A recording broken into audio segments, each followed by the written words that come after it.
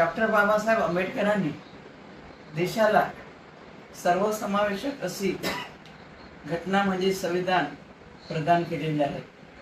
लोक म्हणजे व्यक्ती त्यावर केंद्रबिंदू ठेवून डॉक्टर बाबासाहेब आंबेडकरांनी ही घटना देशाला सुपूर्द केलेली आहे। आपण जगा आणि इतरांना जगू द्या असं हे त्या घटनेचं केंद्रबिंदू आहे।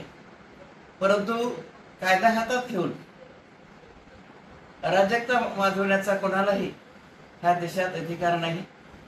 कृपया आपले प्रश्न आपण शांततेने आणि संवैधानिक मार्गाने सोडवून घ्यावे अशी मी सर्वांना विनंती करते। ही नुसतं संविधान नाही तर आपल्या देशाला काळीमा लागणारी एक अशी घटना आहे, निंदनीय आहे हे आपण सगळे स्वीकार करत आहात।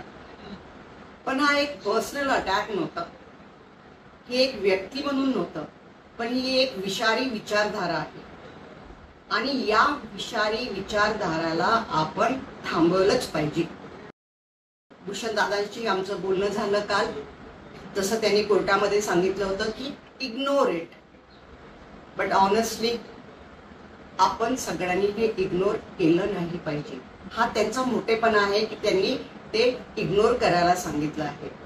But this kind of misbehaviour हे जर आपण इथे थांबवलं नाही तर मग पुढची जी काही पिढी आहे ती आपल्याला कधी माफ करणार नाही।